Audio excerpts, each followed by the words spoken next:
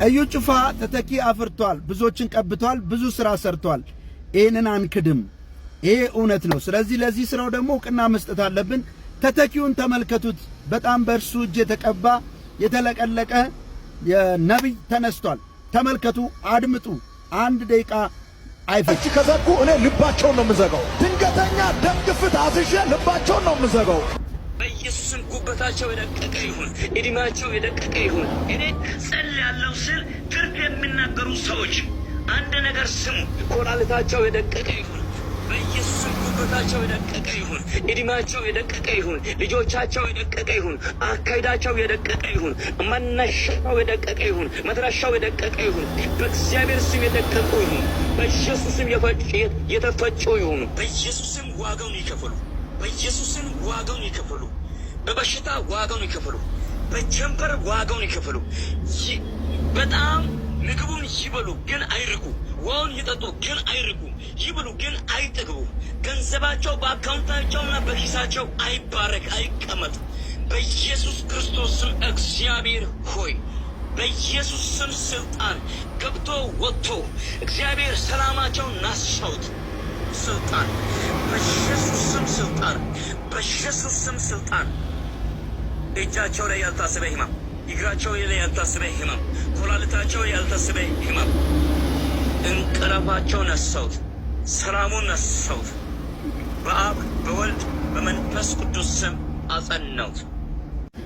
ወይል እንግዲህ እንደተመለከታችሁት ይሄ ልጅ እሱ ጋር ማይክ ሲይዝ ነበር። በኋላም እንደ ጋርድ ነበረ። በኋላም በእርሱ እንደተቀባ ወንድሙም እየተባለ ይጠራ የነበረ ልጅ ነው። እዩ ጩፋ በትክክል ተተኪ አፍርቷል። የስ አፍርቷል። ስራ ሰርቷል። አንተ ምን አመጣ እናንተ ምንድናችሁ ምናምን የምትሉ ሰርቷል። እኛ አልሰራም አላልንም። ስራው ግን ምንድነው ነው? የተሰራው ስራ ምንድነው?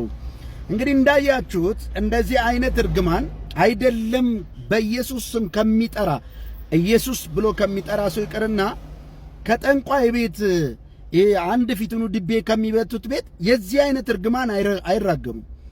አምሹር እርግጠኛ ነኝ አይራገሙም። እነዚህ በጣም ፕሮፌሽናል ተራጋሚ ፕሮፌሽናል ጠንቋዮች እንደሆኑ ይሄንን ወቁ።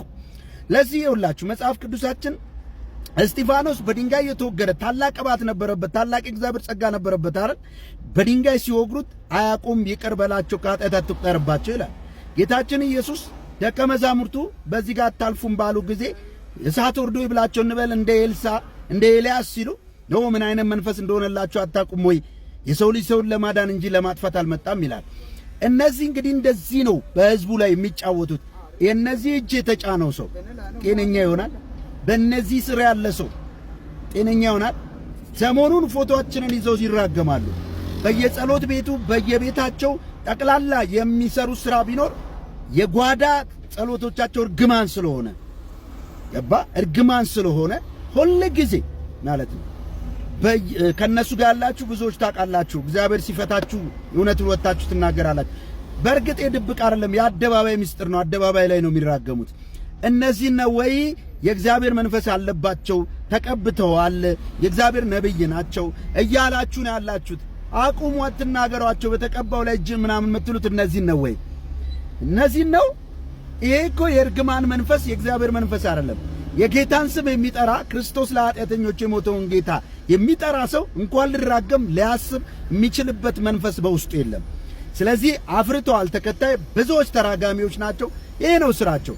ግን ደግነቱ በክርስቶስ ኢየሱስ ዳግም በመወለድ በሰማያዊ ስፍራ በመንፈሳዊ በረከት ተባርከን በሰማያዊ ስፍራ በክርስቶስ ውስጥ ተጸውረን ከእግዚአብሔር በመወለድ ከስጋና ከደም ከእናት ከአባት ያለውን መርገም ሰብሮልን እግዚአብሔር የተባረክን የእግዚአብሔር ልጆች ሆነናል።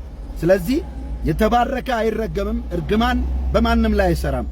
ነገር ግን የሚሰራባቸው እነዚህ ሰዎች ካዳሚዎች ትንሽ ራስ ምታት ምንም ሲያማቸው የነዚህ እርግማን እንደሆነ ስለሚያውቁ ሄደው ይለማመኗቸዋል፣ ይፈሯቸዋል ብዙዎቹ።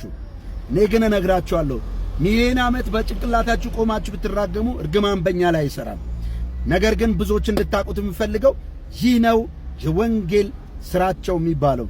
ወንጌል ይቀጥላል ስትሉ እርግማን ይቀጥላል ማለታችሁ እንደሆነ እወቁ። ልብ ያለው ልብ ይበል፣ ጆሮ ያለው ይስማ።